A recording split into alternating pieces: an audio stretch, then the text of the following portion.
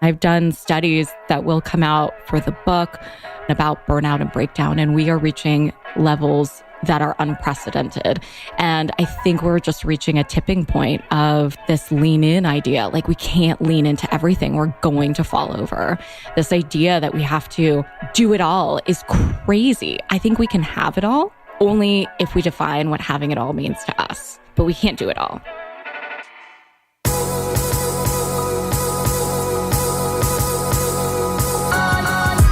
You're listening to the Almost 30 podcast, hosted by Krista Williams and Lindsay Simsick. Almost 30 started as a conversation about the transition from our 20s to our 30s. But then we realized life is full of transitions. So we expanded our mission. We are an intuition-led, wellness-focused lifestyle podcast that promises to deliver authentic conversations, diverse points of view, and insights rooted in optimism, growth, and intention. The Almost 30 Nation community is a group of purposeful dreamers who are smart, passionate, and always seeking the full potential in every aspect of their lives. At Almost 30, we're making magic together. We dream it, and then we do it. Thanks so much for tuning into the Almost 30 podcast. Here we go.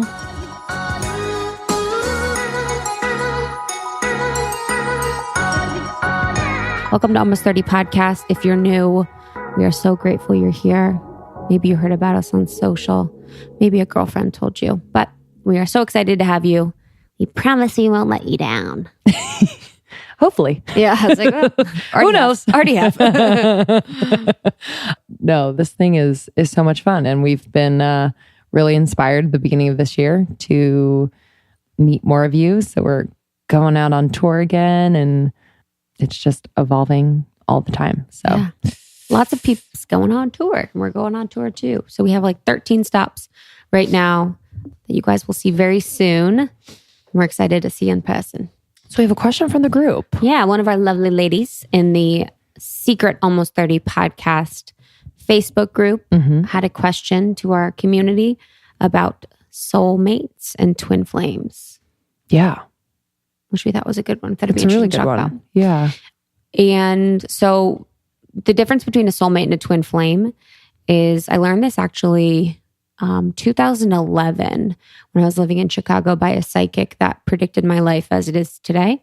She told me that a twin flame is, so I guess when your soul is created in the universe, it always has a twin. It doesn't mean that it's the other half of you, but it's the other part of your soul. And oftentimes these souls can find each other in certain lifetimes to balance karma, to grow together, and to basically start the process towards ascension. So right now in the 3-dimensional world that we live in now, we are not in a plane of pure joy and pure bliss. Our souls are here on earth to learn, to grow, to repay karma, to balance karma, to love, and to hopefully evolve on to the next life. And then eventually your soul will ascend. Yeah. And your soul will no longer reincarnate into this plane, into this 3D plane.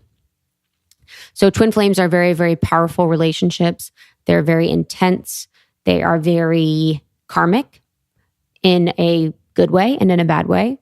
So oftentimes some of potentially maybe the worst relationship you've ever had in your entire life and the worst breakup you've ever had in your entire life could be a twin flame karmic relationship that you guys were trying to balance a karma that maybe you gave to them in a previous life. But then it can also be very, very beautiful and very, very intense. They're very, very rare. You know, oftentimes people talk about them kind of flippantly because they think someone's a twin flame or not, but they're actually very rare and they don't happen very often. And for the most part, twin flames will meet and they will be together for a year, 2 years, however many years, to learn the lessons that they're meant to learn from that person in this life. And then they will move on. It's not very often that a twin flame meets, stays together, and then lives happily for the rest of their lives because it's such an intense relationship. Interesting. But they will find each other, of course, in other lives. But usually the last life that they found each other in together is the life that they come together in before they ascend. Got it. Out of this dimension. Okay. I feel like you said that really well. It's just like, and also to articulate it, because I think some people like throw it around and they're like, they're my twin flame. I'm like, oh no. I know. It could not be forever. Like it, but I think so I'm trying to like for myself define the soulmate thing, because that's one that I hear more often. And I've just like come to understand, at least for myself thus far, that like I have met a few soulmates. So like I understand it as, you know, I guess maybe similar to a twin flame in the sense that like you meet in this lifetime for a particular period of time and for a reason. And one of them could be for the rest of your life, but so many of them thus far, and not too many, I could probably count like maybe 3 that have really been instrumental in my growth and my understanding of love and myself and myself within relationship and loving another. So I didn't really understand that until like a couple years ago. And I actually told someone that they were one of my soulmates. And he didn't really know what to do with that. That's not weird. Yeah. But yeah, he didn't know what to do with that. But I needed to after 3 months. Yeah. I had him like in my phone as my soulmate. Well, I mean, you knew. We had only text. We had only text. There she goes manifesting again. Honestly. Yeah, I think it's important to declare that, and to, no matter what people think, whether it's the other person on the other end or just people hearing you talk about it. But I really do believe that, because it helps for me at least to kind of understand why they were there instead of like wondering, I guess, you know, like, why did we break up? And because you forget like why you break up. A lot of the times you're like, wait, why didn't that work out? And maybe I could have made it work. And to understand them as a soulmate in your life, one of a few, helps me to understand like, oh, there was such a purpose there. You know? And that's the situation where it can take many, many forms. Mm-hmm. You know, the soulmate can be many forms. I have one of my old coworkers, Cassidy, was one of my soulmates. We were, you know, very, very close for a few years. And it was just something that I knew. And then there's also a girl that was someone I hated for a long time. You know, I met her in college, and she was the person that my partner, my boyfriend at the time, cheated on me with for months and months.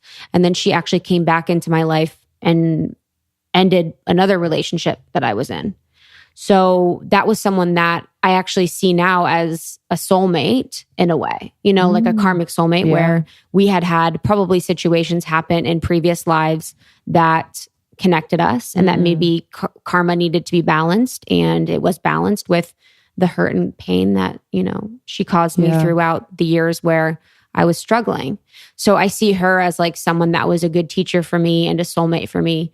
It was interesting. Like when I first met her, I knew that there was something about her. And I remember she asked for my number and I gave her the wrong number, even like when we first met. And I was like, just knew something was weird about it. And, but I see her as one of my soulmates. I see friends as soulmates. Yeah. And then, you know, I've definitely seen, of course, my like partner, you know, Justin as my soulmate. He's been my only soulmate of anyone that I've ever dated. I had a situation that was twin flame, like in a way in high school. That was very lesson forming for me. But I think it's just, I guess the one thing I'll say about it is I think it's a very interesting tool for us. And it really, if you put it in the framework of having it help you to see the lessons, to see the beauty, and to see the reason why you're with someone, I think that's important. And that's what you should take from the term soulmate or twin flame. What I find to be sometimes annoying isn't the word, but I'm not coming up with another word, is when people are using those terms to make their relationship look better than others. Yes. And they're using it to be like, oh yeah, you know, we were meant to be, we've had 100 lives together, and, you know, we actually have the same blood type, and we're, you know, twin flames, and we had a soul contract that caused us to be together, and our signs are perfect together, and all of this stuff that like just seems like a little bit like a reason or a way for them to like flex their love on others. That's like kind of like, if you know, you know what I mean? And I'm not saying that like finding that love is not the most beautiful thing. And it's like the most gorgeous thing, because we know people like Jordan Younger, who's found her twin flame 100% for sure. And has been such an inspiration, you know, for relationships everywhere, being such a beautiful blossoming thing that has evolved, and they are just so gorgeous. But I think in some cases people kind of like use it a little too much and just kind of use it to like, I don't know. Yeah. And it could also just be a mechanism to like, I mean, not in a relationship, so I don't really know, but like not do the work. You know what I mean? Where it's like, they're my soulmate. And it almost like creates like excuses for maybe opportunities where they could evolve as a couple, evolve as individuals. You know, I don't know. I don't really know, but it's an interesting thing to think about. Just like labeling relationships. Yeah. And, you know, like with a soulmate relationship or a twin flame relationship, it is the work that you have to do around it. And karma is the Sanskrit word for work or deed. So it's like the work comes with the beauty in these beautiful, amazing, dynamic relationships. But I mean, I'm sure many of you have had these situations where you just know, you have a knowing, you have a connection that is beyond words, that is beyond expression, and that has given you so much or taken so much from you.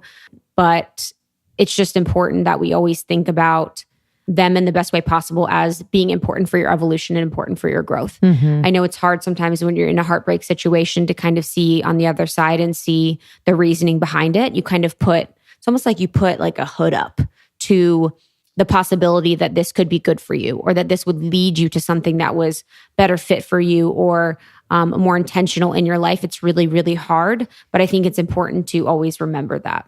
Yeah.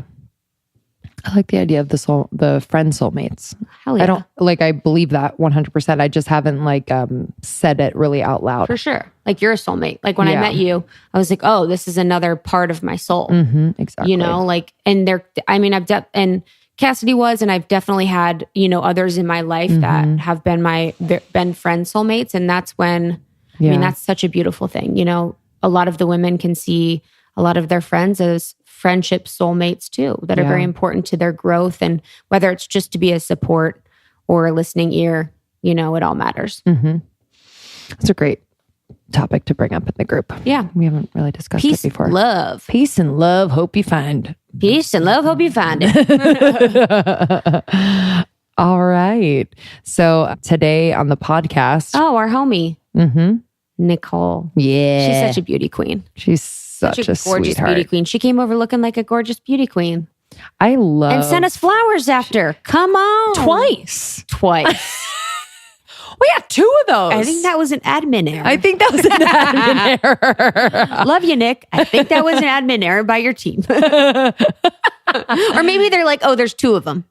They probably were like, they're like, oh, there's 2 of them. I didn't even think about that. Yeah. Well, I got them both. So. Yeah. Typical. People, they think that me and Lindsay live together. Yeah. It's so cute. In the slums. No, Nicole Lapin is, our go-to for everything finance, managing our money, empowering us to really learn how to just like claim or embrace our power when it comes to like, being in that financial world. And it doesn't mean we have to work in it. It just means that, we can ask questions and we can ask for, what we deserve, and we can manage our assets in a way that is empowering and can produce, lifelong abundance. Just love her. She is a New York Times bestseller.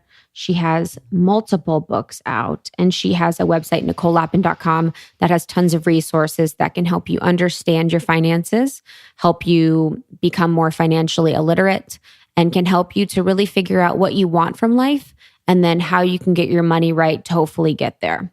She just makes finance really easy, fun, and personal, so that we can take the shame out of it, take the guilt out of it, and really, really learn about everything related to financial wellness. And just like being unapologetic when it comes to talking about money. I think there's a lot of shame that women have about expressing how much money they want to make, or, anything around money. And so she really brings the conversation to the forefront and empowers us to manage it well, and to have these conversations with each other, and maybe those, bring men into the conversation as well. Yep. And she also has the Boss School coming out. So the Boss School is going to be out in the next few weeks. And at the Boss School, you can basically get a little dose of Nicole Lapin in an online digital course that gives you all the tools, resources to get out of debt, to save money, to become financially well, like I said. So the Boss School on NicoleLapin.com. And then you can also check in the Almost 30 show notes. We have a special code for you. Yeah. All right. Thanks so much for listening, for subscribing, rating, and reviewing on iTunes. It means a lot to us. We'll read a review on the other side. We are going out on tour, so check out our dates on almost30podcast.com. And we've also rebranded, so check that out as well. We're really excited. And join the secret Facebook group. We're having conversations in there. You can connect with other curious, conscious, funny, real women in there. And then we also have subgroups. So in, about 45 cities across the world, we have ambassadors that are creating community where they are. And we'd love for you to be a part of it. So check that out, both on Facebook and on our website. Yes. And send this episode to your soulmates. Guys or girls, send it along. Can you imagine? Hey, soulmate. And they didn't even know. Yeah, it's like, they're like, huh? They're listen to the first part. See you guys on the other side. Bye. We are going out on tour again, and we wanted to take our tour branding to the next level. So we reached out to 99 Designs, and our tour logo is incredible. They helped us also create graphics for all the cities we're going to. It was seamless, so easy, and their designers are so talented. Wasn't it fun? Yeah, it was the best. It's the best. Tika Design was our designer, Tika, and she was amazing. We had maybe 2 rounds of easy feedback that she just got everything that we were doing, everything that we wanted. And I know a lot of you are marketers, coaches, life coaches, social media people that really want to either build your side hustle, grow a side hustle, or do your full time as a creative entrepreneur. And 99 Designs is that spot to take your stuff to the next level. So fun. It's the world's largest creative platform that connects people and businesses with graphic designers and creative pros. And there's 2 ways you can work on 99 Designs. You can either run a contest, get concepts from a bunch of talented designers at once and select your favorite to continue working, or you can run a one-to-one project. So that's where you search for and get matched with the perfect designer to help you bring your idea to life from start to finish. So for our listeners, you can get $25 off your first design contest by going to 99designs.com/almost30. And when you land on that page, you click on Get Started in order to get the discount. So that is 99designs.com/almost30 for $25 off your first design contest.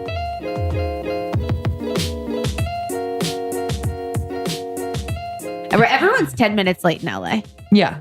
Which, you know what, I don't like, but also I like. Because I'm like, hey man, sometimes I'm 10 minutes late and I want to have some grace for like... It gives me time to breathe. Like, I'm just like, all right, everyone's 10 minutes late, so I can come here and breathe for a second. Yes. You know what I mean? Like, like in New York, everyone was on. But when I was in New York, I was on time as fuck. Like, everyone is on time or you're like punished.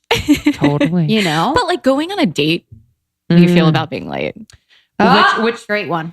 So I went on a date with a guy and he was like maybe 20 minutes late, maybe more. Oh, honey, no. I was over it. Like I was going to leave. I think 10 minutes is within the window. Yes. Yeah. 15 is pushing it. 20 is disrespectful. Yeah. 30 is like, bye. Did he say anything to you before? He was like, I'm running late, but that's like, it's like a not cool. Sorry, being sexist. Girls can be late like that. I agree. It takes a lot to be me. Like, what do you have to do? And what if we're in heels and like the walk time is definitely almost doubled? Agree. I think it's a power play too. Like, I just like am so distrusting of people sometimes where I'm like, you're trying to power play this. So like, I want you, you know what I mean? I'm like, oh, you've read, what's that book? Oh, that stupid fucking book. What's that book? It's called Men, Beer, something. I hope they said beer in hell, but it's like The Game. It's The Game. Have you heard of it? Oh, I can't with like, all that. Where you have to like neg the girl. Self-help shit. What's the neg? It's called negging. What's that? Where you like build her up and then you break her down. That is so fucked up. It's insane. You So should it's go to like, hell. so you're like, yo, you know, like you break her down. You're like, you're pretty, you know, not necessarily the prettiest girl here, but it's kind of like you like, What? yeah, like you actual try and fuck. make her feel bad so that she tries and like works hard to like get you to like her. It's a book, honestly. It's called The Pickup Artist. The Pickup Artist. Oh my God. Yeah, it's called The Pickup Artist. And that's what it's called. Let me see what it's called. So I have a suggestion of a book to buy instead of that. Thank you. Rich Bitch. Oh my God. Yeah. Do you have my books? Yes. Yeah. I have Oh, it. great. We do. When I was actually at my appointment this afternoon, I was like, yeah, Nicole Lapin, Rich Bitch. They're like, everyone's like, I've heard of her. She's great. Oh, I know. love It's so them. good. But now you're about to be Boss Bitch. Boss Bitch is already born. Boss Bitch is born. How are you feeling? That bitch, this one is really hard. My third one is really hard to birth. Like the second one, I think of it similarly to giving birth, even though I've never actually given birth to humans, but like giving birth to books is really Creative hard. birth And there's is like, I know it's like when it's crowning. the most resistance. You're trying to like hold it in. You're like, ugh. Yeah. Oh man. There's no I know epidural. Yeah. I wish there was. hear that. This latest book that I'm working on that's coming out this year has been the hardest to Really? birth. But it's kind of like, I mean, my girlfriends who have had babies and books are like, the books are way harder. It's kind of similar because after it's done, you're like, I am never doing this again. It's similar to your vagina where you're like, nothing is coming in or out of this thing ever. And then you see the forget. baby. Like, right. baby. Yeah. You're like, it's so cute though. You're like, let's do this again. What was the inspiration for Boss Bitch? So Rich Bitch ended up beating all of my expectations. I did not think that thing would do well. I thought it was either going to crush it or fail miserably. There was going to be like no in between. And so, yes, it did the former. And then people wanted more. And I felt like entrepreneurialism was so much part of our zeitgeist. I mean, look at you guys. Hello. Like ultimate boss bitches. Ultimate number one. It's true. Breaking out all over my face. Same. Wearing a nasty outfit. Just being a boss bitch. As This you is should. the boss bitch. This is the real. This is the real Sorry. real. It's totally not something we learn in school though, which is really messed up. Like we learn bullshit things. Why do we need to know the Pythagorean theorem? I know. Why do we need to know trigonometry? Why do we need to like dissect a fucking frog? I have no idea. Yeah. But I wish we learned how to do a business plan or like grow a company or do a budget or do taxes. Yeah. Like that would be way more valuable. You guys are growing your business like bosses, but do you have instructions? Like you're figuring this out in the School of Hard Knocks, right? Yeah. That's how I did it. So I was like, okay, well, I'm going to take all the things that I did wrong, which was so many things and how I messed up along the way. And then I'm going to hopefully make that instructive to other bitches going through the same type of thing. And that was my inspiration for Boss Bitch. And we go through different stages in our lives, especially as women. So it's broken down into being the boss of you, being the boss within a bigger company. So being an intrapreneur and then being the boss of your own business. And I've gone through all of the stages. And maybe in the future, I could work for someone else, or maybe I could start a different business, or maybe if somebody wants to knock me up with a real human baby, I could be the boss of my own family, or CEO of my household, and then go back to work or whatever. And so I think of a career well had these days more like a rope swing or rock climbing than a career ladder. It's like not your mama's career ladder. That should be over. I completely agree. What were you seeing as you were growing up as kind of like a model for what you do now? It doesn't have to look exactly like it, but just, I mean, I don't know. Not everyone's like you. Not everyone has that grit and that determination and that focus and that curiosity that turns into mastery. So like, what was it about your upbringing? Thanks, lady. You're welcome. I want to come here every true. day. I You feel should. so Isn't it good the about best? myself. The best. I know. And I have tea. And I have badass bitches next to me. We have the foot massager coming in 3 minutes. Okay, I'm moving it. I'm like sleeping over. It's happening. What you said about grit is really where it came from. So I came from a super broken home. My father died of a drug overdose when I was 11. I needed to start working early and I needed to get a job. And I did it out of necessity. Like I had no idea what I was doing. And so I started college really young. I needed to get a job really young. I did not think I wanted to be in finance. It was the last thing I wanted to do with my life. I was so clueless about it. But when I was 18, I was just offered a job in it and I had to say yes. And I faked it till I made it. And that was the truth. I was nervous to admit that a long time ago, but now after I've come through it and, made my career, what I hate about entrepreneurial experts, so to speak, like I want to use quotes when I say that, is that they all say, go do what you love. And I think that's bullshit and really irresponsible. I had to love what I did. And I had to figure out, because I didn't have the luxury of like a trust fund or connections or anything fancy. And so I just got a job and I needed to figure out how to love that. Like I couldn't burn my bra and go make an alpaca farm or like a cheese shop or like whatever people, are told YOLO and, whatever, just go do it now. If not now, when? Like that's really a luxury that most people don't have. I didn't. So I think it's important to really make whatever you're doing your own. In Boss Bitch, I have like a Venn diagram, which actually was useful that we learned in school. And it's what you're doing now and what you really love. And then the shaded part is like your sweet spot, because you can make any job your own. I mean, if I could make finance fun, like I wanted to blow my brains out when they were like, do you know anything about business? You want to go on the floor of the stock exchange? I'm like, no, I do not. That is the last thing I want to do, as a matter of fact. You're like, is this no, face a face for finance? No, I don't want to do it. And Put me on camera. Yeah. Right. Yeah. Wow. I mean, I wanted to be Christiane Amanpour. I wanted to like go into a war zone. I went into a different war zone in Wall Street. It wasn't the one I expected. I wanted to be a writer. When I first went into college, I wanted to be a poetry major and like sit under a tree. And then I realized I needed to make money. And then I made $20,000 when I was out of college. And I was like, oh shit, you actually don't make money at the beginning in journalism. But what ended up happening, ironically, is that I became a writer, just not the kind I expected. Yeah, you are definitely a writer. When your father passed away, how did you deal with grief? Or like, I didn't. What has been what has been that process for you?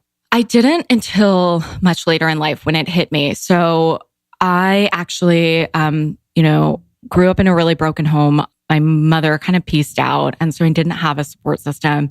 And I was talking about this the other day. For my father's funeral, I actually went to school. I was 11. I went to school half day, like after his funeral. And kids were like, where were you in the morning? I was like, I was just at my dad's funeral. And I didn't know that was weird at the time.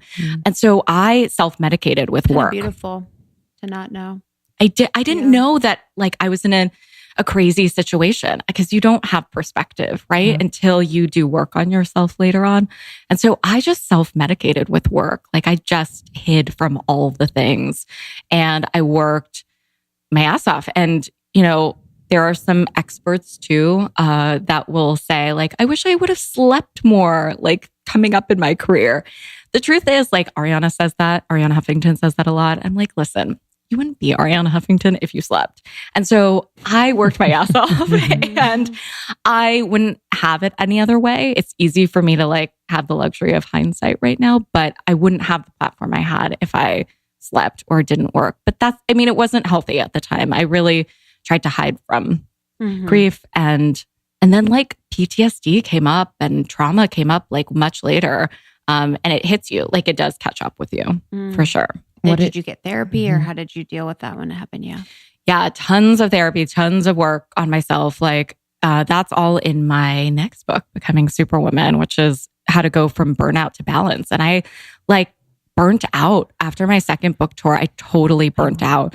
And nobody tells you how to deal with that. And I've done studies that will come out for the book. The biggest studies ever done on women about burnout and breakdown. And we are reaching levels that are unprecedented. And I think we're just reaching a tipping point of this lean in idea. Like we can't lean into everything. We're going to fall over. This idea that we have to do it all is crazy. I think we can have it all only if we define what having it all means to us, but we can't do it all. Yeah. I read this article that was in BuzzFeed about millennial burnout and kind of like the increase of burnout. And it was really interesting to think about, especially as women, like how we're burning out. And my thought on it is I know when people want to point it to this, is that for me personally, I think it does relate a lot to social media and like the constant conversation that social media has on us at all times. There's always more to do on stories, on Instagram, with emails, with your business. So it's like the internet's always going. So we feel the need to always go. And, there's comparison. So then you burn out.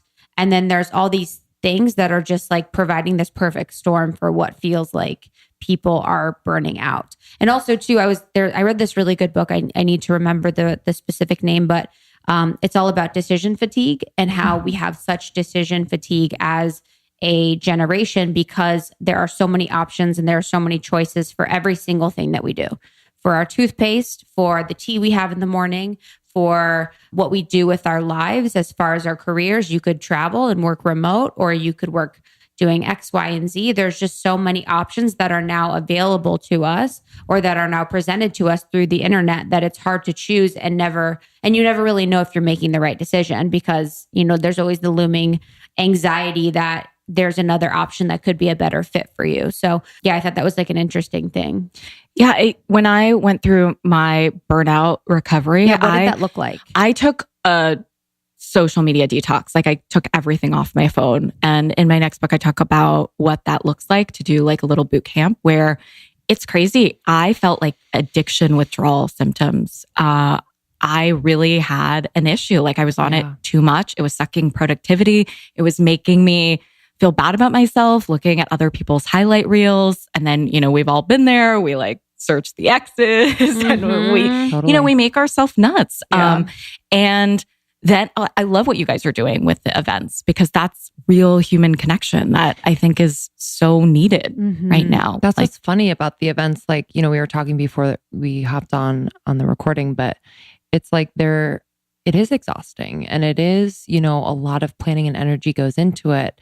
But we didn't expect the energy that we received to fill us up to the point that it did to be able to recharge us for the next stop. Like it was kind of crazy, so we have hopes for that this year too. But I can imagine that when you meet people who have read your book and have been just so inspired by what you're doing and feel so empowered, around their business, around their finances, I mean, it could have the same effect. I wanted to ask, what the kind of the recovery of the burnout looked like, but what did the actual burnout look like? So women out there can kind of identify like, oh shit, maybe I am experiencing a burnout as well. Yeah, there are a lot of symptoms and there's actually like big B burnout and little b burnout. Like there's big D depression and little d depression. So if you have like a clinical depression, it's big D depression where you go through multiple depressive episodes in your life. If you are situationally depressed, like it's a little D depression.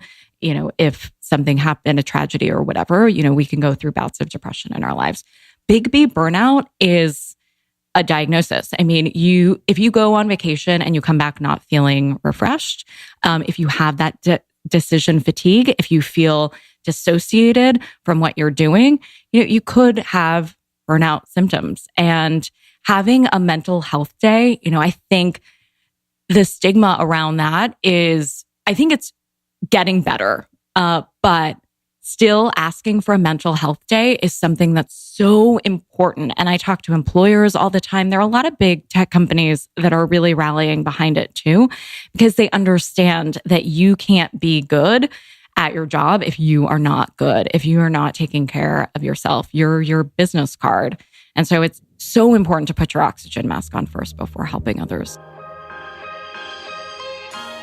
If your experience is anything like ours when running a business, I'm sure you can agree that admin work takes up a lot of time and energy. It's essential for running the business, but it can get tedious, and we've been saved. HoneyBook is here. It's helped us so much to manage things that we were spending way too much time on. So if you're struggling with tedious administrative tasks, you can let HoneyBook do the work and make you look so good. HoneyBook has custom templates and automation tools, and it even consolidates services you already use like QuickBooks, Google Suite, MailChimp, any of those. And, this is really great. And I know a lot of you are out there, really great for photographers, designers, event professionals, and other entrepreneurs who just want to save a lot of money and a lot of hours. So you can join HoneyBook to make your business so much better for 50% off your first year. First year 50% off with promo code almost30. So that's honeybook.com. Use the promo code almost30 for 50% off your first year. You'll get paid faster. You'll work smarter. Never have I ever been so excited to travel. Away luggage is incredible. It makes packing easy. I can pack more. The luggage itself is so light and so strong. It's made with premium German polycarbonate, if you were wondering, which is unrivaled in strength and impact resistance. It's incredible. I've put our studio equipment in my away bag. I've put all of my clothes and belongings and shoes. I just love this bag. And the rollies are on 360 spinner wheels, which makes me feel cool. It's also convenient when we're running through the airport if I'm late for a flight. And TSA approved combination lock built into the top of the bag helps prevent theft. And I'm not one to lock my stuff because I just didn't want to go and buy a lock. It's all there for you. Super easy to code, and it has a lifetime warranty. This luggage is incredible and super durable, but if anything breaks, they will fix it or replace it for you for life. They have different sizes. So they have the carry-on size, the bigger carry-on, the medium, or the large for extended stays. My family actually just got the whole line for when they go on vacation or travel anywhere. So everyone is loving it. Krista and I are just spinning through the airport on tour. We love our away luggage. We have 2 of them that we bring with us all the time, everywhere we go. So if you'd like to try Away, you can go to awaytravel.com/almost30 and use the promo code almost30 during checkout for $20 off a suitcase. So again, that's awaytravel.com/almost30 and use the promo code almost30 for $20 off a suitcase.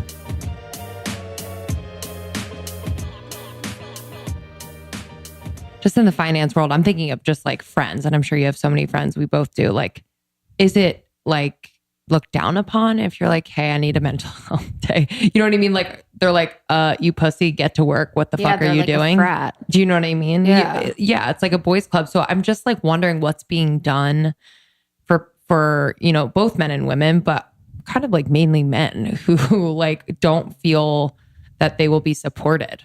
I think that it's something that we all have to get behind, and we all have to understand that the equation is backwards for success and happiness. I used to think, and you guys tell me what you think, that I would be happy when I got to a certain level of success. I'd be like, oh, no, I'll be happy when I get this job, or I'll be happy when I make this amount of money, or I'll be happy when I find a boyfriend, or I'll be happy when I get married. Then I'll be happy. Then my life will start. Well, studies have shown that happiness brings you more success. It's the other way around. It's not that success will bring you happiness. It's that happiness will actually bring you more success. And there are proven ways to become happier. You are in control of a big percentage of happiness. You're not born with a set amount that you can't control. So gratitude, you guys talk about this too. You know, random acts of kindness, exercise, meditation, gratitude. Did I say gratitude already? Okay. More gratitude. Yeah, we need to hear it more twice. gratitude. Yeah. We need time. Community, all the things. Having a routine. Like I feel the difference when I don't do my little gratitude journal in the morning. I feel it, or at night. And, you know, when you start your routine, like jumping on your phone in the morning, like it can fuck up your day. Instead, if you take charge of your day and you're like, these are the things that I need to do for my day before you even check the phone. Otherwise, you're going off somebody else's agenda. You're just like chasing a whack-a-mole situation where you're like just responding, and instead taking control of your time, which is ultimately your most valuable asset. I mean, I talk about money all day, every day, but you can always get more money. You can't get more time. Yeah, I always say that with the phone. It's like your phone can always tell you something to do. Something to buy, someone to text back, someone to compare yourself to, something to post, an email to respond. Like it always has something to tell you to do. So like taking that time, you know, like you said in the morning is like so important. I know we talk about it a lot, but like that for me has been like the prevention from burnout, you know, like having that time. And then at night too, I'm pretty good about turning on the phone. But I wanted to talk about the happiness thing. I read this study that talked about like how, I think I told Lindsay this, but how the people that are happiest, going from however, $25,000 a year to millions a year, remember the point in time that in their life when they were the happiest, and it was when they're making like $85,000 to $100,000 a year. So not at a point where they're making millions, not at a point where they're obviously don't have their needs met, but it's like they have their needs met at a healthy point where they feel the desire to keep going, the desire to work for more, but yet they don't have every single thing satisfied. So they don't really, so they're looking around looking for like what other things to do to make themselves happy. And I always think about that being interesting because, at the point I am in my life, it's like, I want, always want more, I always want more money. Like I want a house. I want like all these things that I will have, met in my life. But like when I do look back, and I've said this before too, but at where I'm at in my life and like what I'm doing, I mean, I should be like on cloud 9 every single day. And for the most part, I am like, I am, but it's also, there's times when I'm not, and I'm always like, fuck, like, what are you doing? Like life is so good. Yeah. Because you get caught up in that, and that it's just this vicious cycle of wanting more. And like when you reach a certain goal, then there becomes a higher goal. And there have been studies that show $75,000. I mean, yours is right in the range too. Like after that, it's diminishing returns. After you get your needs met, then, there's not an exponential jump in happiness. There was actually a company that the CEO made everybody have, I think, $75,000 as a baseline after this study. And I think their benefits were different. So that's how it was. But he was like, no, this is what we need. And that's ultimately how you craft your job is how you show up at work.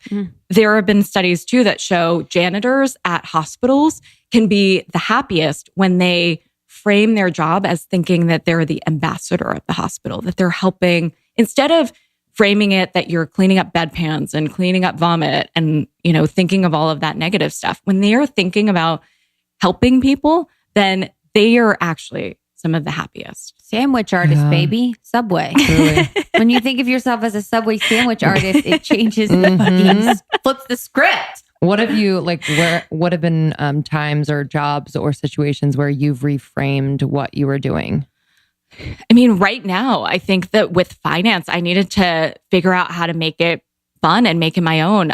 When I was at CNN and I was an anchor there, I started at 21. I mean, I got hired when I was 20. It was my dream job. Combo. Let's have it. Is that legal? Truly. Were dudes perving? Yeah. What was going on? Were you Me Too'd? Yeah. So many questions. I know. Yeah. It's like almost 30 questions. After dark. It is. We need to do that. We need so many episodes. I know.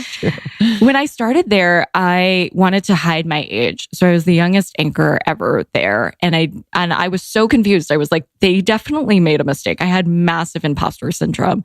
I thought every day my badge was not going to work. I was like, somebody is going to find me out. I was like, how am I allowed into the CNN Center in Atlanta? And that was my own shit that I needed to, become more comfortable in my own skin. But I wanted to compete with the Pentagon correspondent, and I wanted to compete with all of these people that had been there for a really long time and were much older. And I never told anybody my age. I would always try to make a joke like, oh yeah, you never ask a woman her age. And I wore shoulder pads and teased my hair and tried to act older until I realized that my age was actually my biggest asset, not my biggest liability. And then I started a series called Young People Who Rock, which is not the most awesome title ever. I kind of love that. I love the rock on symbol. I love rocking. Which, by the way, I was the first person to interview Justin Bieber Network. Huh? Yeah. There was an interview somewhere on my computer somewhere where it was a young Justin Bieber. My booker at the time was like, you have to interview this guy. He's trending on Twitter. There's something with Usher. There's something going on. I'm like, who is this? What happened? So I remember he was in the studio in New York and he had this long hair that he kept baby, flicking. Baby. Right. He was so cute. And then we had all these viewer questions that were like, do you have a girlfriend? Of course. Oh my God. It was so sweet. And then only recently I went to CNN and they said that they actually brought back the series. I mean, I'm too old to even be on the series now. That's so cool. But at the time, it took me a few years to say like, no, I'm actually going to own this in a big way. And so I'm going to interview different people under 30 doing amazing things in entertainment, in politics, in social activism, in business, and whatever. And at the time, Paris Hilton, Lindsay Lohan, all these girls were like leaving jail and like fire crotching. Like, oh my God, those were the days. Do you remember that? Yes. I literally went live on CNN showing Paris Hilton leaving jail. I was like, what has my life come to and what is happening on CNN? The days of us trying to paparazzi their fucking vaginas getting out of cars. Actually, I pray it's done. Blows my fucking mind that these we, 20-year-olds, as a society, we're trying to catch girls getting out of the car to see their underwear between their skirt. Huh? Gross. Disgusting. Like, what kind of fucking pervs? Like, literally, we're so weird. Like, how? Like, paparazzi get paid what, $50,000 to $100,000 per photo of that? Like, that is so wrong. Agreed. We should be able to Completely get out of cars freely. Agreed. With or without underwear on. Damn it. Yeah. Anyways. So you were... Sometimes underwear just doesn't work. I know. Be real. I'll enter it. I never wear it. Same. Exclusive. Enjoy. You heard it here first. Breaking Exclusive. All the paparazzi should come to my house. You want to see my pussy? No, but I was like, okay, I'm not going to be able to control those girls, but I'm part of this generation and I'm not representative of that. Like, I'm working my ass off. I'm the same age as these girls. And so let's make content that shows otherwise. And so I needed to get to a point where I really reframed my job. Like, I wasn't going to do anything that these, seasoned White House correspondents were going to do. Like, that wasn't my game. And the thing that I could do that no one else could do was this series with this bad name, Young People Who Rock. And that was, there was only me that could do that. And so that's where I created my brand within a bigger company. Yes. Wow. For the imposter syndrome, a lot of our girls actually talk about this. What are tips you would give to help them with imposter syndrome? You actually know more than you think you know. And I used to freak out going into CNN, anchoring 4 hours a day of like all the news. And so I would have anxiety attacks around the idea that I didn't know all the Supreme Court justices or all of the Congress people or like what was happening in Myanmar and Iraq at the time. And like, just in case something happened somewhere.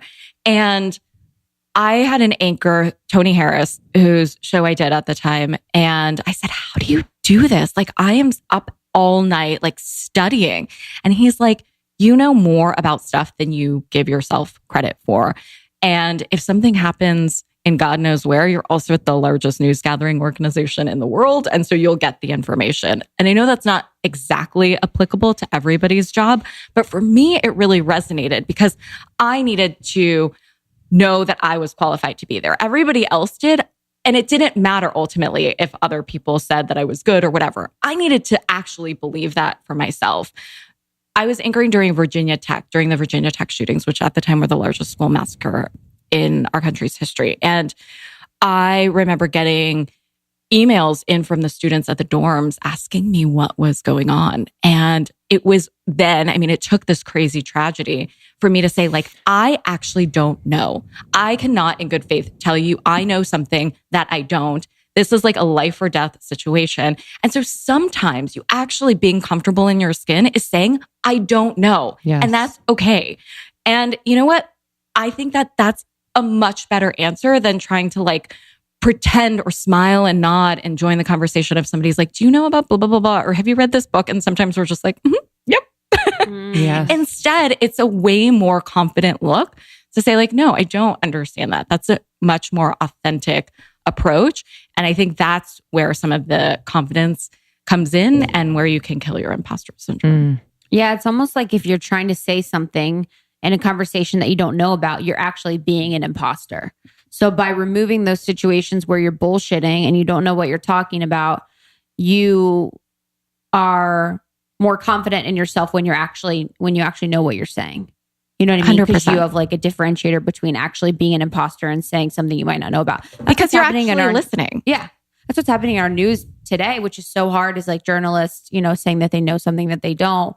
by like seeing one video on Twitter or Instagram and then kind of running with it, which is like where our media is going today, which is really hard. Completely. But I think you guys do an awesome job at this. Like you just listen. Like I didn't even know when we were going to start rolling. It was like we're having a conversation. You're listening to what I'm saying. You don't have like pre-prepared things where you're waiting for your turn to talk. And I think that's really important. It's not just like in broadcast or in any medium, but it's in life too. Like when you're conducting yourself in an office or in an interview situation, it's not just about like coming up with seemingly smart questions. Like we all know those people in our college classes that like, we didn't even understand what the fuck your question was, but it used a bunch of big words. Did you even understand what it was?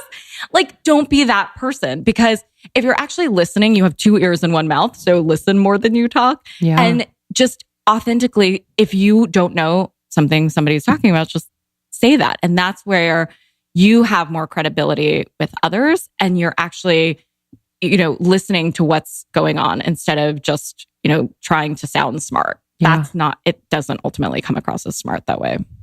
As an entrepreneur, a female entrepreneur, I'm sure you've had moments of, wow, I'm doing this different. And I don't know if anyone's getting it right now. And I don't know if it's landing, but I know I'm doing it different and it feels good to me. Can you describe those moments? I do feel like you are paving the way for a lot of women and a lot of women look to you. And I can imagine that you are in rooms many times or pitching or conversations with men who might, just make assumptions about what you know and your experience. And I'd love to kind of like, zoom in on those moments and get the feelings behind it and then kind of how you navigated. I remember that the biggest feedback I got, and I would always remember the criticisms. Of course. Right? Like you get 100 notes that are awesome and you get one that's like, I hate you, you suck, whatever. Keeps me and up at night. Yeah. It stays with you. And I got one note I remember at CNN, and I used to get this feedback a lot. Like I have long hair, as you guys see. I've always had long hair. Like I have a big babushka face and like I don't look cute with like a little bob situation. I just don't. And I don't like it. But there was this one class in college. I went to journalism school, which was not helpful. We can talk about that if you want. Thanks for nothing, Medill. I'm sorry, I shouldn't say that. But because you really learn like by doing, and it changes so quickly. Like I never imagined I would be doing what I'm doing right now, but I had to like really iterate. Everybody said, cut your hair. It was like the biggest criticism I got. It was like, you just don't look credible. Whatever. You can't be taken seriously. Cut your hair. There was this one class, all the girls would go in with like beautiful long hair and come out with like a little bob like situation. And it was all cookie cutter. And I was like, I'm just not going to do it. I never cut my hair like a little bob. And I remember being on CNBC and I thought I got past this situation. I went from CNN to CNBC and they said, okay, like now let's be serious. We're like anchoring a super important international business show. It's time to cut your hair. I'm like, no, it doesn't matter. Like, I know what I'm talking about at this point. There was no more faking it till I made it. Wow. I spoke the language. I could speak it to the world. And if somebody said something that I didn't understand, then I, at that point, killed my imposter syndrome and knew that I was smart enough to say like, actually, what does that mean? And I had long hair and it was going to be okay. And I think that for me, the hair situation was like a representation of how I could hold on to the fact that I was my own brand. There was only one me. That was my biggest asset. And there's not another you. And so ultimately, you can listen to a lot of that noise. I remember actually cutting bangs. I was anchoring on Thanksgiving and I went up to the makeup room. I got a note that said, Nicole's forehead looks like you can land a 747 on it. Perfect. What? Who wrote that? Some like viewer. Great. And I was like, I need to cut bangs immediately. And that's the shit that like right now, I went into a bookstore and I sign stock when I'm around like bigger Barnes & Noble or whatever, because they put a sticker on it. They put it out front. You can't return it. It's all good stuff. When you guys write your super fabulous best-selling book, I'll give you all the tips. Yeah. You're gonna sign all of that. It's happening. Literally put my fingerprint on it. There was one book that I saw in this stack that had my face crossed out. And at this point I was, how old was I? 30 something. And I looked at that and I'm like a grown-ass woman, many years past like the bang cutting situation.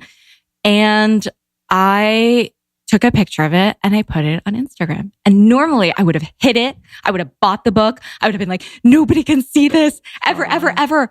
But I put it on Instagram and I was like, thank you to whoever is this hater. You motivate me. You make me work harder. And I'm sure you're going to ask me for a job one day. So booyah. Yeah, bye. Damn. Wow. I love that. Damn, I love that.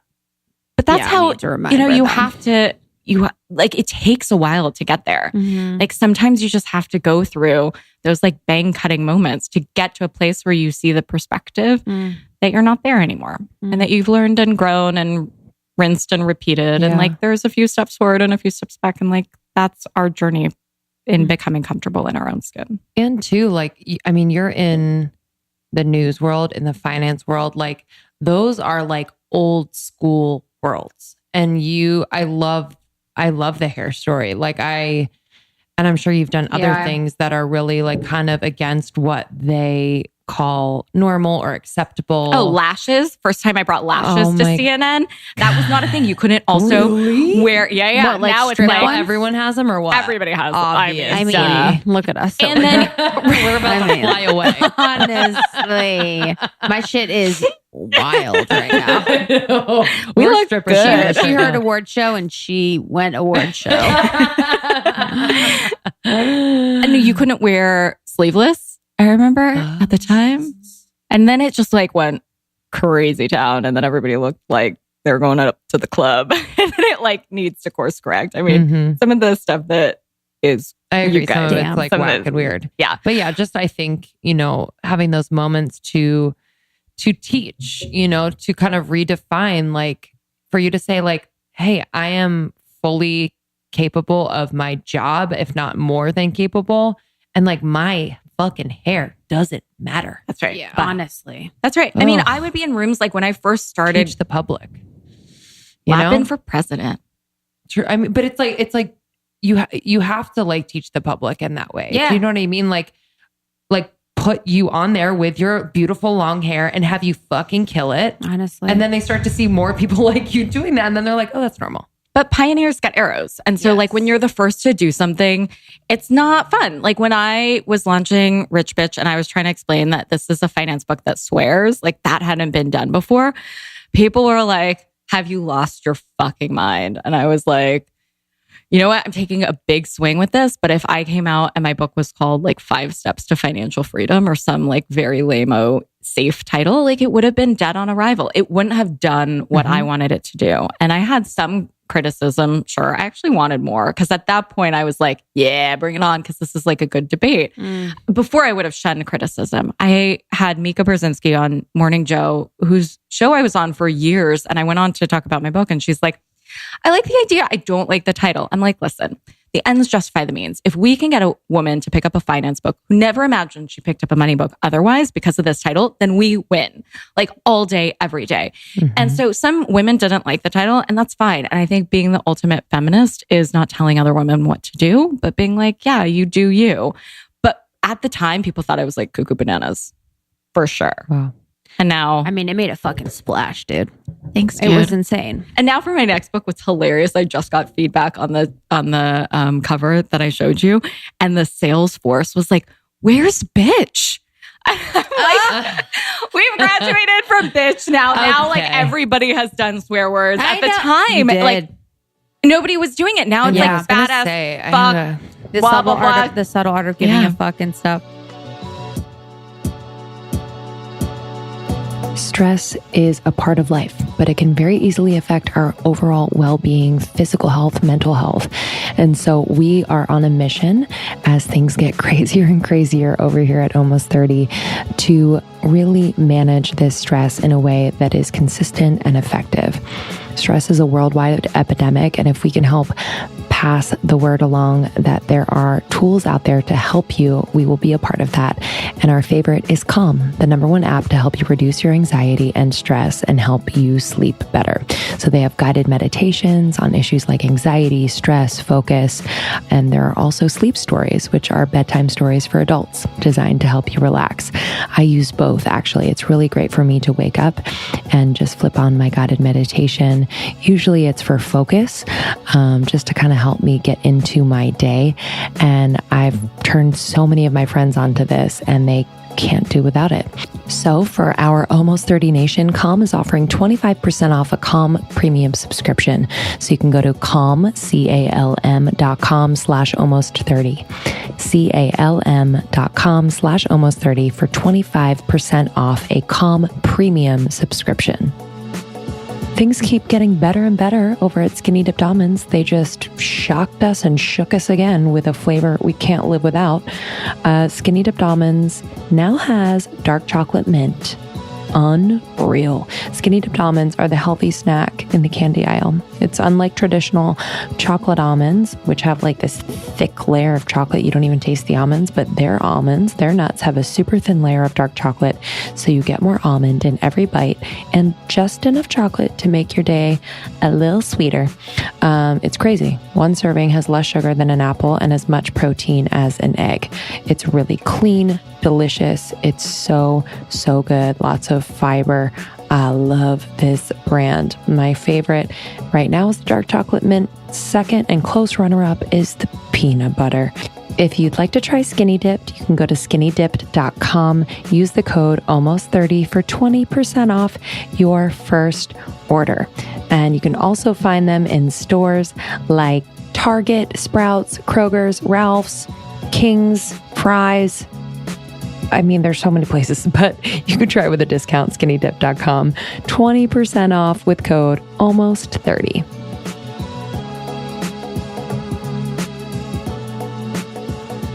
We have questions. Okay, while you're here, our lovely angel community posted I love them so a zillion much. questions in 1 hour. I asked them, I was like, hey guys, she's coming back. And everyone went insane. So just want to do... Wait, should I come back all the time? Yes. Yeah, cool. Live here. You can live in our I would love to. basement. I live at the airport now. Do I stop 401? Okay, so hey guys, this is the Secret Almost 30 Podcast Facebook group questions. Do I stop 401k contributions to pay off debt? What kind of debt is the question? Is it credit card debt? Yeah, let's assume credit card debt. Yeah, so credit card debt is super nasty. So with debt, like not all debt is created equal. If it's come to student debt, like I get it feels like a burden, but ultimately they can't take away your brain. They can take away your car. They can take away your house. They can take away your shiz. They cannot take away your brain. So like, don't stress about the student loan stuff. The credit card stuff will really snowball out of control, and that needs to get in check because ultimately you're going to hurt yourself in the long run. But, the earlier the better. I know I sound like wah, wah, wah, wah. The earlier the better with 401k. Like you can really grow that exponentially.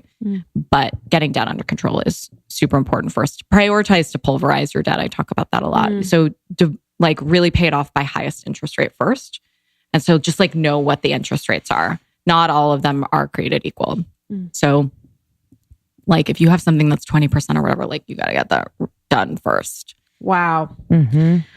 Like Billy McFarland in the Fire Festival took out a loan with 120% interest rate.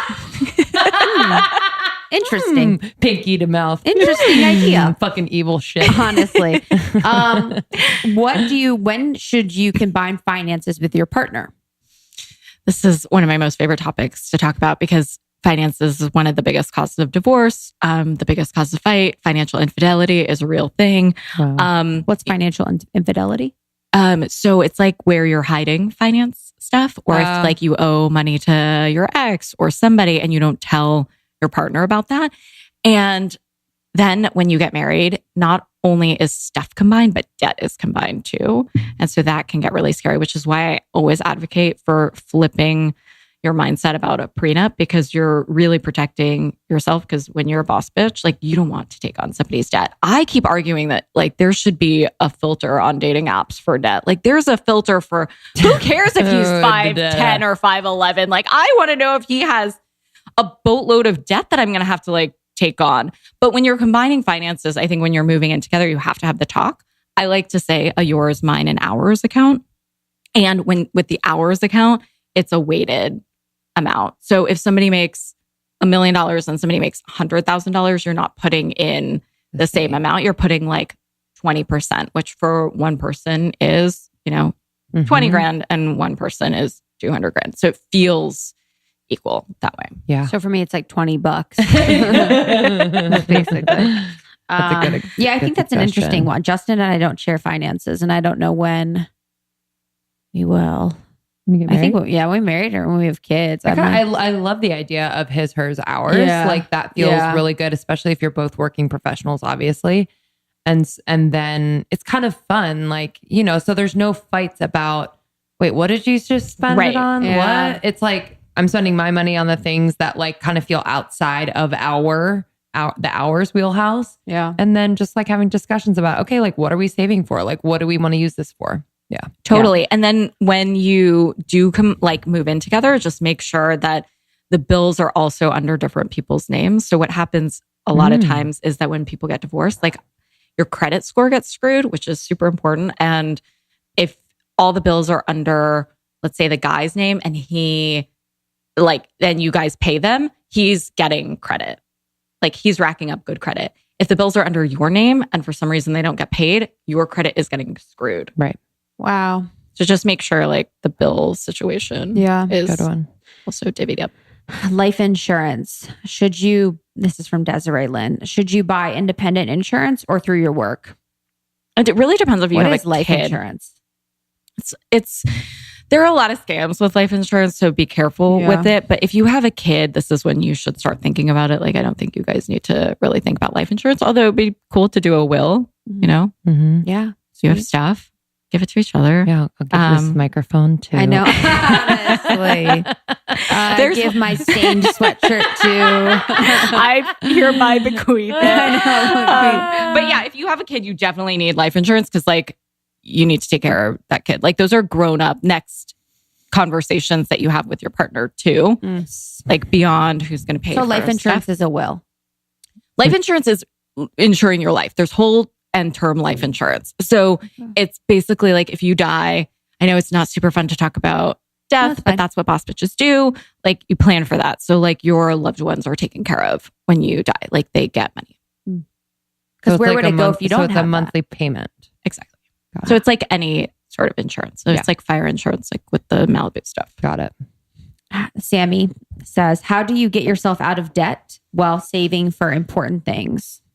Yeah. So when I got myself in a bunch of debt to begin with, I broke it down into baby steps. And I put to me, it was $7 a day was much more manageable. So I did like an automatic deposit into an account to pay off the debt and the credit cards first, obviously. And then I did a percentage to go into savings at the same time. But I grew up in an immigrant household, first generation American. Like I used to be conditioned to put cash away, like green cash. I had a safe under my sink when I moved to New York and I put cash in it. And I was taking out like cash from the ATM just because that's like how I grew up. And a lot of times you have to really rethink like the way it's always been done. You have to ask yourself, like, is that the way it needs to be? Like at some point you put your big girl undies on and you say like, this is my life. This is not my parents' life. And so I got to a place where I was like, wait a minute, this doesn't make sense. Like I'm taking out green cash and putting it under my sink. And then I have like a bunch of debt that's accumulating and I'm paying the minimum amount. Like that's not smart. Like tackle that first, get that debt monkey off your back. And then like, get a normal savings account woman, like have a little bit of cash on hand. But yeah, I think breaking it down into little chunks makes it more manageable. Love that. For self-employed, this is from Annie. How much percentage or dollar should I be saving for retirement? Any tips for paying off student loans quicker? So 2 questions. So for my company, I have an S Corp. And you have a lot of retirement options as a company. And even if you're like a solo company, if you have one employee, whatever. An IRA. Did we go over this last time? Okay. So an IRA is an individual retirement account. So if you work for a company, you can get an IRA like on your own. So we talked about 401k, which goes through your employer, but an IRA, like anyone can open up. I think they just raised the limit. So I think it's like around $6,000 a year is the max. And so you just go to your bank and you're like, yo, I want to open up an IRA. Like I'm going to take that with me no matter where I go. It's not connected to my job. When you have a company, you get like more IRA options, which are super fancy. There are SEPs and simples. Simples are not super simple to set up. I have a SEP, for example. And so I can put in more money into my retirement account Than the 6,000. Yeah. So with the Roth and the traditional IRA situation, sometimes gets really confusing. The only difference is that a Roth, you pay taxes now, and a traditional IRA, you pay taxes later. And the reason that Roth IRAs are the ones that are most often recommended, even though you're like, wait a minute, why do I want to pay more taxes now? That sucks. Like I pay too much taxes, is because you're ultimately betting on yourself that you're later on going to be in a higher tax bracket and taxes are going to be higher when you actually need it. What people don't realize is that when you put money into a 401k, like you pay taxes when that comes out. It is not that amount. And so living off of 401k only is going to get you like, it depends on what your thing is, but like that's not usually enough. Like that can get you like cat food in retirement. You need to have like the more the merrier. In other words, like you can have an IRA and a 401k. And if you have your own company and you guys are going to build this empire and have like a bajillion employees and you're going to treat them so well and you're going to come up with like your own plan. And that is another really good option. So yeah, as a business owner, you just have more options, which is good. And so yeah, you get that tax advantage. So I put that money in like without paying tax. Oh yeah, like the dividends you take from the business, you put that money directly in. Do you think the market is going to, this is a Krista Williams question. Do you think the market is going to crash this year? What are your thoughts on that? Like, okay. You've been hearing stuff too. Yeah. So here's my general thought. Like put your blinders on. Like the markets are always crazy. Like it's up, down. Sometimes you need a Valium. I think generally for the long term, if you want to grow your wealth, the only way to do it is through the stock market. Like we forget about inflation. So inflation historically is growing at 3%. So that means like if you're putting in money under your sink, hopefully you're not, or in your bank account, you are going to have less purchasing power later on because inflation is going to grow. So in order to counteract that, you need to earn more than 3% in order to, just earning 3% is going to get you the exact same amount. So like you're going to get that same, whatever, like you put on $100 and you're going to need to make 3% at least to get what $100 would buy you today. Inflation is like when we were little, movie tickets were what? Like $5? I don't know, $10? I don't even know. Like now $8. they're super expensive. Yeah. That's inflation. So it's like buying the same good for then in the future, it becomes more expensive. So in order to do that, like you have to put your money, in some sort of more aggressive vehicle. So bonds are usually more safe. The stock market in general can yield about 10%. So like if you subtract 3 from 10 is 7, right? So it's not a 10%. You have to remember inflation. And so generally, like, I don't know if the stock market's going to crash. Like, I'm not a fucking wizard. fortune teller. But generally, like, you have to look at it from the long run. Like all these stats that I've been rattling off are like over time. And so that's what you need to realize. Like, don't get too antsy or try not to.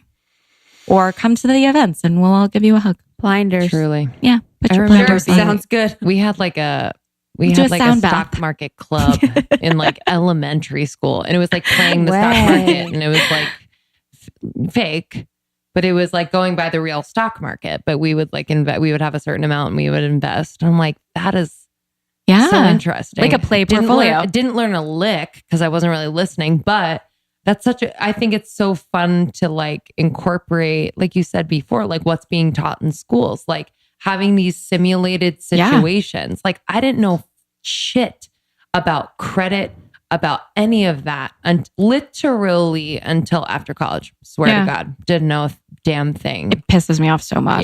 Yeah. This is a whole other show too. Like what we learn in school, that's so not applicable to our lives. But with the stock market stuff, like, yeah, I wish that there was a class for it too. If you're getting into it for the first time, you don't need to like try to pick stocks and get tips. Like no. ETFs are good. It's an exchange traded fund. It's like a basket of a bunch of stocks.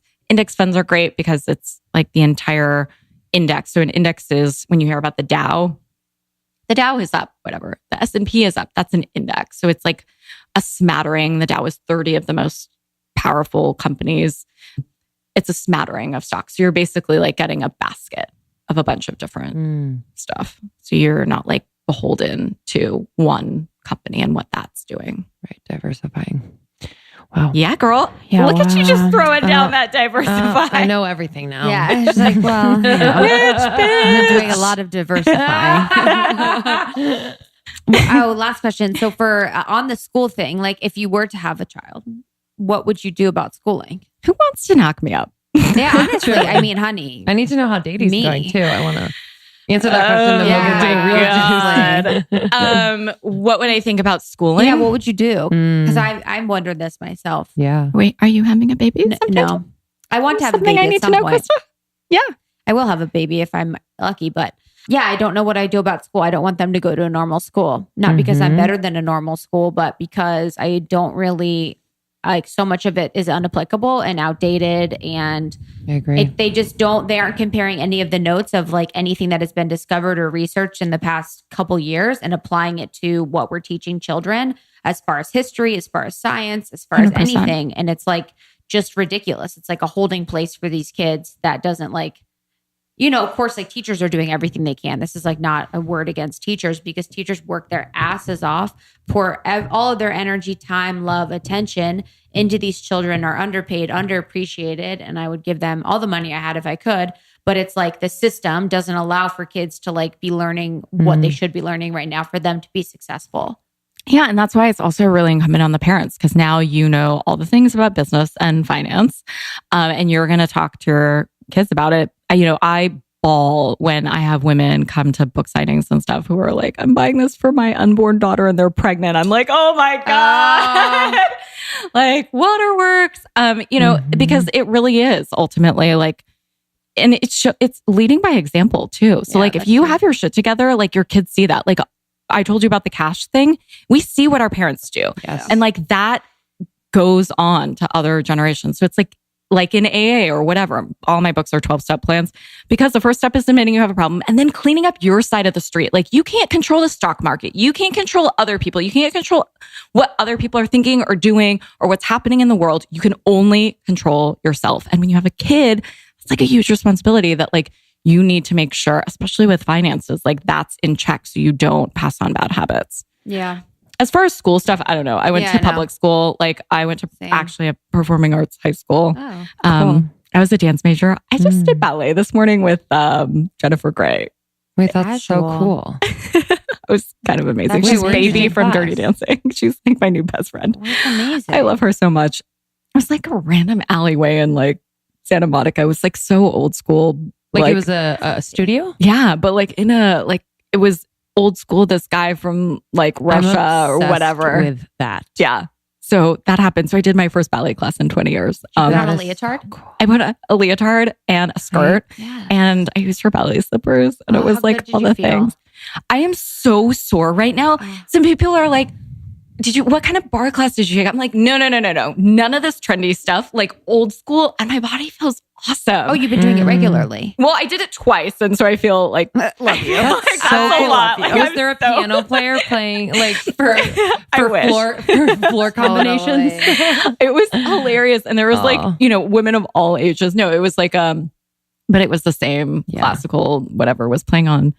Yeah. And I look back at pictures, like I was hot. I mean, you're hot by your flames right now. Stop. Not even. If I look with back, your little dress and your heels. I know. Come on. What do you want from me? When we're like, we don't realize how hot we are when we're younger. Yeah, true. We look back at we're pictures. Be saying that 10 years from now, but that's totally true. 100. And that's like a really good perspective. Today. Yes. That's right. We are hot. We are hot. The damn truth. I know when we're 80, we're going to look back on this day and be like, why weren't we naked? Why didn't we have like, why didn't we open the door? 100%. True Leslie, story. how's dating? I know you're in New York mainly, but back and forth between New York and LA. Yeah. And I do you am. like, do you I just got date on across Raya. country? Is it Raya? Oh, you Raya? are? Hot. Yeah. What's the I music? have- What song? When I was on it, I found no. It's Heim. Everyone's I made Heim. in Germany. I love those girls. Everyone is in Germany. Yeah, in Australia, I'm like, hey, I'm in LA. Yeah, honestly. I am not there. Honestly. Yeah. But what's your experience been? And Yeah, how are send you me a doing? ticket. I don't. Yeah. I feel Okay. that. I'm rarely speechless. Dating. I figured out a lot of things in life, and this is a hard one for me to figure out. And I have a lot of friends who are like boss bitches, and we really focused on our careers. And, I froze my eggs a few years ago. Nice.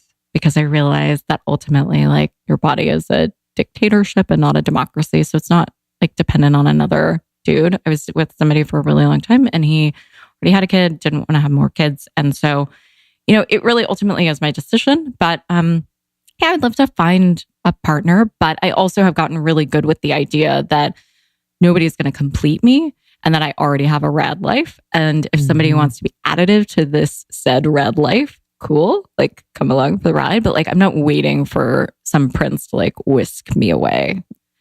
I love that. The bar is but I'm high, on y'all. Raya, and so The like bar is that's high. happening with my life or But there's whatever. a lot of girls out there, in our community too, that are,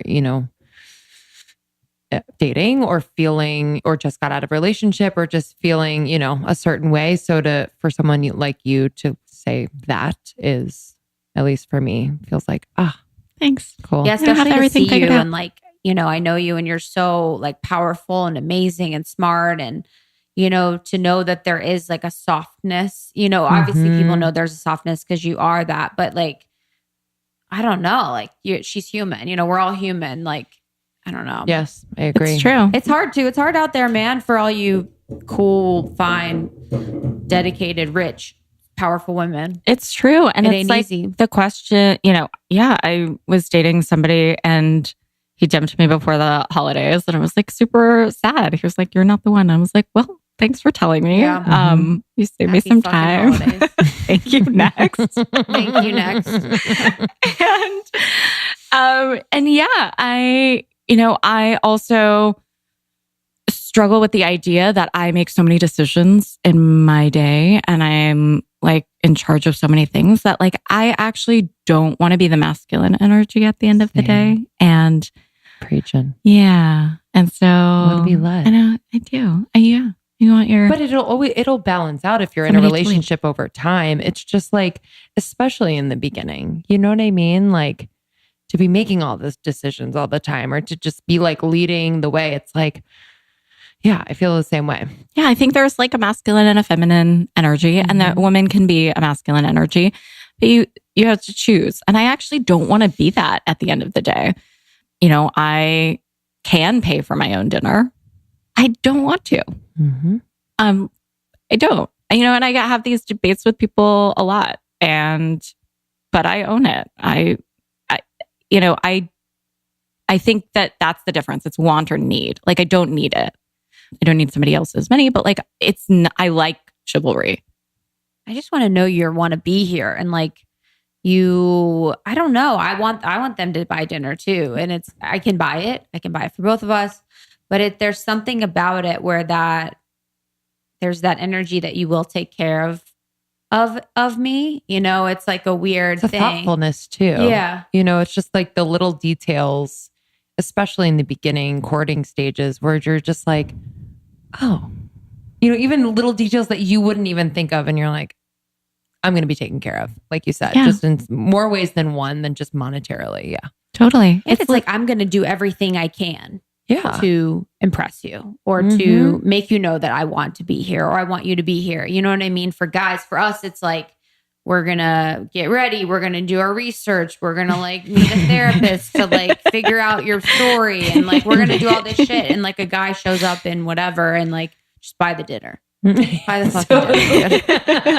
I just buy it. It's like, I agree. Now, if somebody has the herpes, like you should also say the 100. They have a dating app for herps people. Oh, God. For not herps people, but Not like, you know, on for that. is people kinda that beautiful. have- I'm sorry. It's That's amazing. beautiful. Fuck yeah. Hell yeah. I completely agree. I can't imagine. You know what I mean? 100%. I mean, there's so many. It's literally everyone. There's so many people that have it. And so What's it called? just like Christian Mingle, it's a similar thing. And J date, J swipe, I forget J what whatever. it's called. Anyways, Anyway. okay. Well, There's we're one just for the gonna leave it on clap. fucking There's note. one for as we do. Bunch of valuable information and ended out with the love herps. You're you, welcome. Nicole. Yeah, we love you so I love much. you guys. Oh man. Where can everyone find Lap you, dance. and then tell them what they can expect from the book? Where can you find me? At the airport. Yeah. You can find me on Nicole Lapin, at Nicole Lapin, all the places. And right now the money school is out. So I just launched Great. that. I think we have a code for you guys. Can you put it on the thing? Yeah. And I think Almost if you go 30 is to, the code. okay, almost 30. Yep. And you get money off. Yeah, you get like, or you know, you get free $1 shoes. million. Amazing. So yeah, go to themoneyschool.com, or I think it's NicoleLapin.com/almost 30. We set that up too, Yeah. Mm-hmm. because we love Awesome. so the much love. commune. I'm going to launch another school, the Boss School, coming up. So I'm really doubling down on online education. I'm going to launch a school when Becoming Superwoman comes out in September. So this is my year of launches. That's Love amazing. that. Lots of Honestly, births. Not proud of of you. babies, just of things. Creative babies. Creative babies. So proud of you. Proud to know you. I'm proud to know you. Boss And, bitch. we'll see you rich more bitch. this year. Can't wait for the next book. Money School, Boss School. Yep. It's amazing. We need the love school. I just need to take that class now. I know, honestly. I can't make it. You got the So love damn school, true. honey. All right. We love you We guys. love We you. are so proud to be a part of your life. Thank you, Nicole. And we will see you next week. Love you. Goodbye. Bye.